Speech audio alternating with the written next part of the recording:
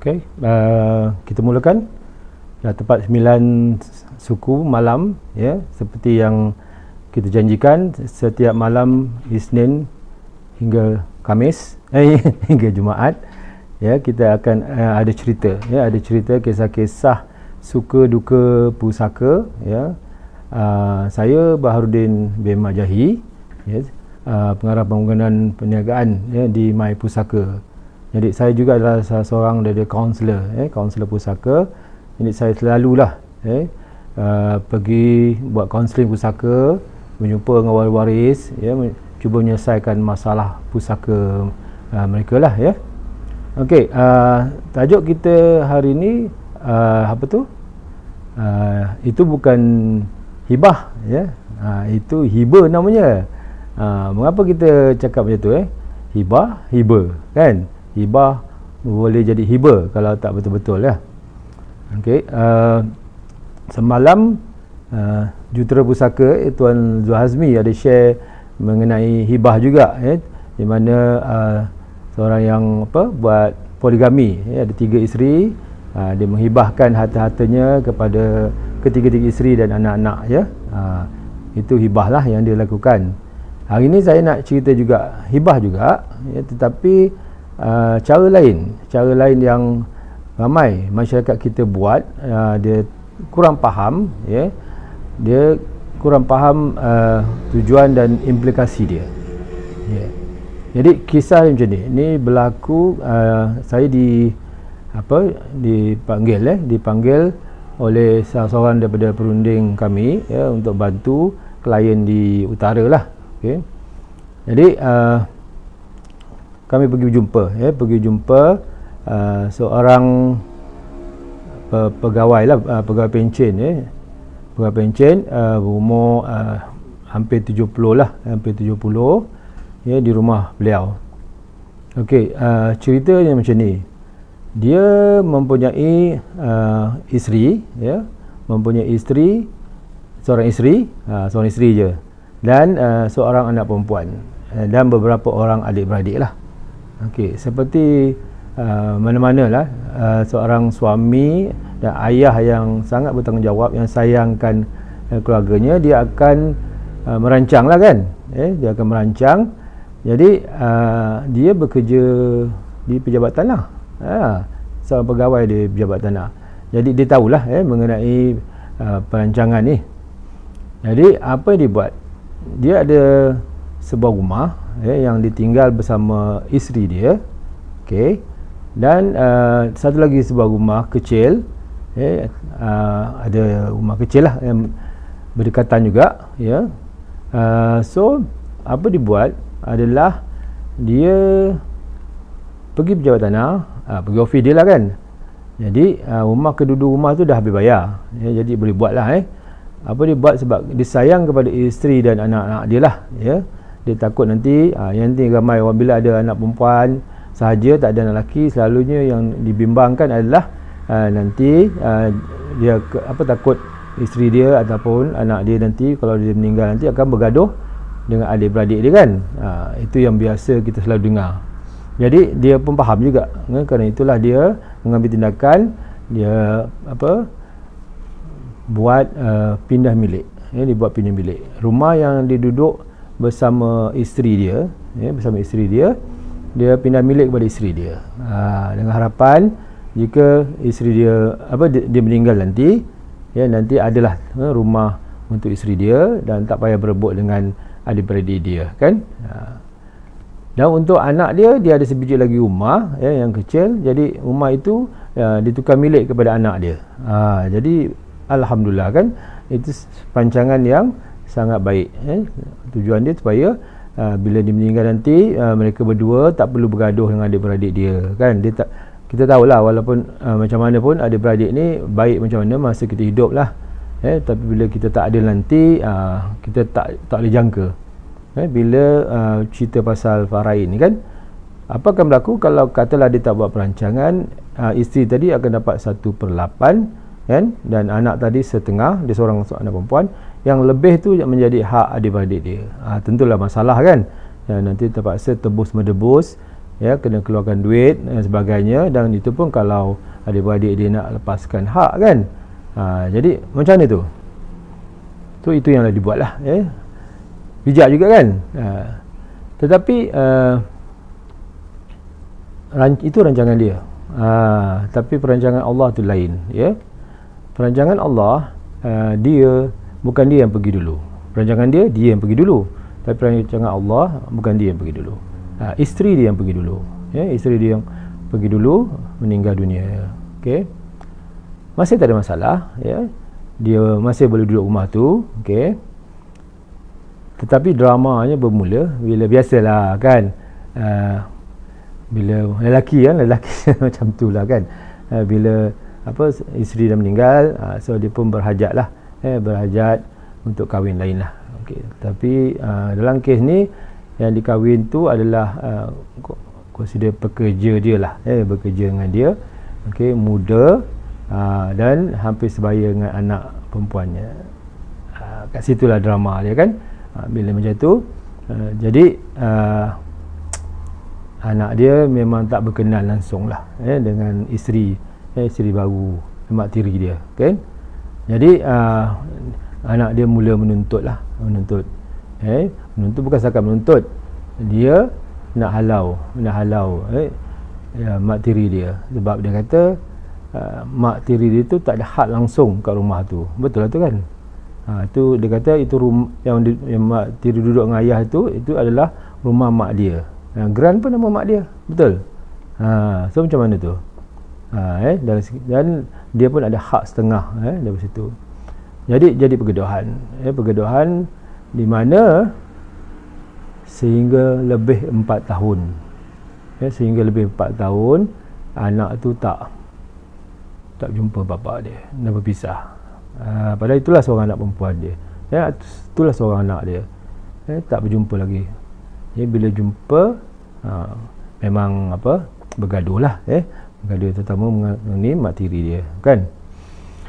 Right, so jadi anak perempuan ni memang dia nak lah, memang dia nak rumah tu,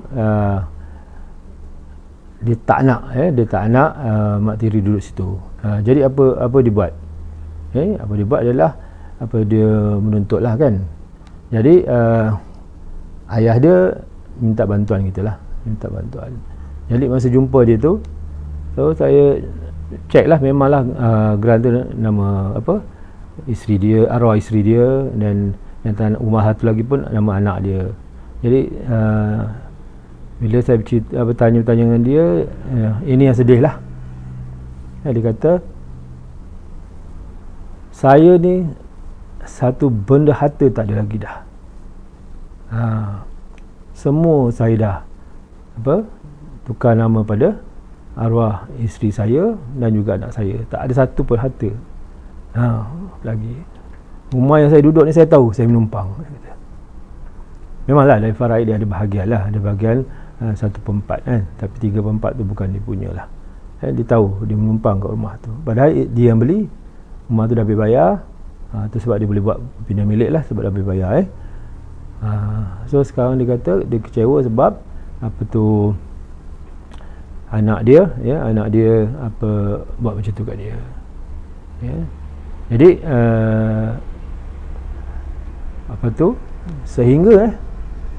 sehingga saya kata, sebab kita bila buat kaunseling ni kita kena macam nego apa tuan nak, apa yang boleh kasih pada anak, begitulah kan. Jadi dia punya hasrat dia kata macam ni, tak apa anak tu nak ambil rumah ni, tak apa dia kata, tapi rumah yang kecil tu tak apalah, kasihlah pada mak tiri dia tu, kasihlah pada mak tiri tu. Faham tak? Rumah kecil tu rumah rumah yang dah dia tukar nama pada anak dia kan. Jadi maknanya anak dia boleh ambil lah rumah dia yang tinggal sekarang, rumah besar itu, ya. Dan dia dengan isteri dia ambil rumah kecil.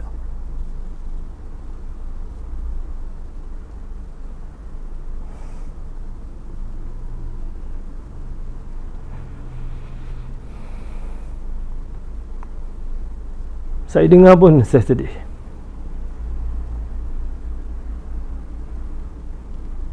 Sekarang pun saya sedih lagi.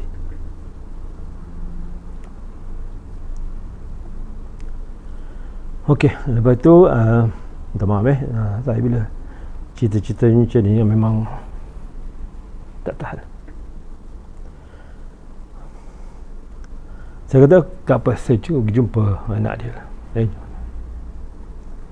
Dia bila jumpa anak dia, memang tak boleh jumpa. Dia tak boleh berjumpa bertiga, dia pun takkan jumpa bapa dia.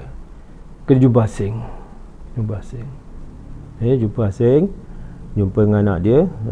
Masa tu suami dia adalah bukan muda anak dia, dah 50-an dah, hampir sebaya saya.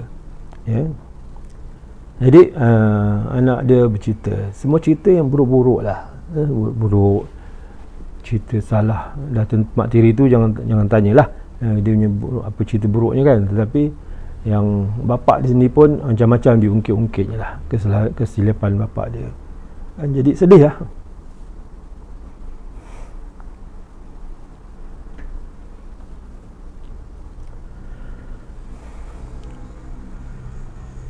Apa tu saya cadangkan apa tu, macam ni lah puan, puan nak rumah tu boleh, ayah tak kisah, tapi benarkanlah mereka duduk rumah tu dengan mak tiri dia, sehingga apa akhir hayat dia, akhir hayat. So okey, lepas kita terang-terang semua tu, dia bersetujulah. Bersetuju.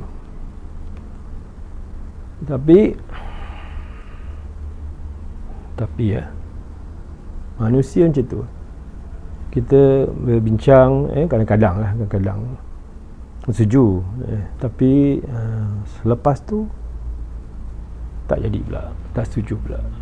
Maknanya masa bincang tu macam okey je, dia macam apa, yelah, bila kita terangkan dia kesian lah bapak dia semua kan, tu perasaan dia dengan ibu tiri dia semua tu kan, tapi dia setuju maknanya apa tu, tukar nama dia, lepaskan hak tu kepada dia, and then tapi benarkanlah mak tiri tu tinggal kat situ kan dengan bapak dia.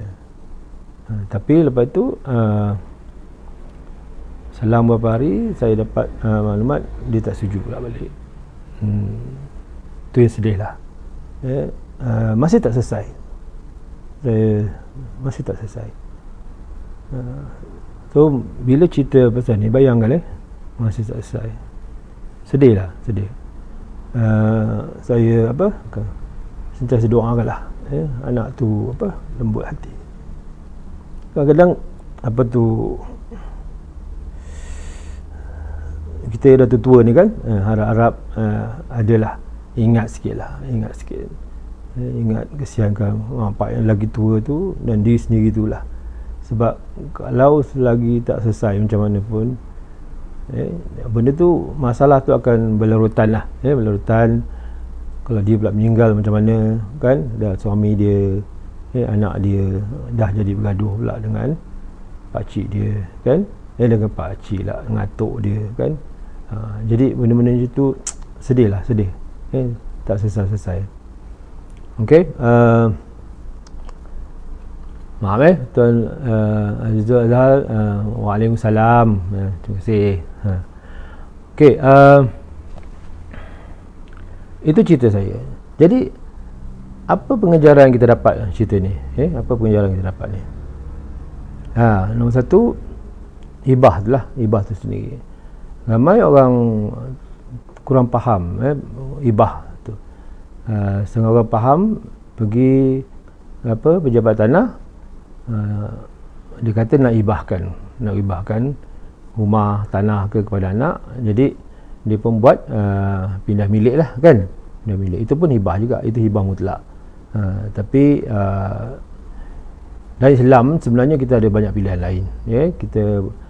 Okey, sebelum tu sebenarnya saya pun tak faham mengapa dia kerja pejabat tanah dia tak buat benda ni. Patutnya boleh ada pilihan kedua, sebenarnya dia boleh saja buat melalui trust deed lah. Trust deed maksudnya dia jadi pemegang amanah kepada rumah tu untuk anak dia, untuk isteri dia. Jadi kalau katalah anak atau isteri pergi dulu, benda tu bolehlah dibatalkan kan.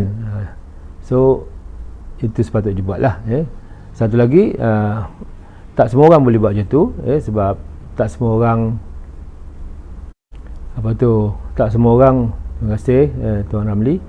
Ya, memang pengajaran yang baik, yang kena fikir betul-betul, jangan ambil mudah. Ramai orang ambil mudah, dia kata tak susah pun, pergi je pejabat tanah tukar nama kan, terutamanya kepada isteri. Sebab bila tukar nama pada isteri ni, dekat pejabat tanah dia anggap ni sebagai hibah lah, ataupun pemberian kasih sayang. Dia ada diskaun, bukan diskaun, kepada pasangan percuma. Itu yang menariknya kan. Kalau pada anak ada diskaun 50%. Kalau pada orang lain barulah dia kata kena stamp duty tu penuh kan. Jadi orang ingat itu dah betul lah, tetapi itu perancangan kita tapi tak tahu siapa pergi dulu kan. Jadi dalam Islam kita ada pilihan lain. Kita boleh buat hibah amanah macam saya cakap tadi kan, menggunakan trust deed kalau dah habis bayar, ataupun kalau belum habis bayar, ataupun walaupun dah habis bayar pun boleh. Kita boleh buat hibah secara syariah lah, buat dokumen hibah, tapi kita panggil hibah tertangguh. Okey, itu pilihan kita ada. Alright. Okey, saya tolong juga subscribe My Pesaka video YouTube channel, YouTube channel YouTube. Kat situ pun saya ada share juga apakah itu hibah, jadi boleh tengok apa-apa jenis hibah yang ada, dan semoga boleh dapat pengajaran di situlah. Okey, so itu saja dari saya. Saya sudahi dengan wabillahi taufiq wa hidayah. Wassalamualaikum warahmatullahi wabarakatuh.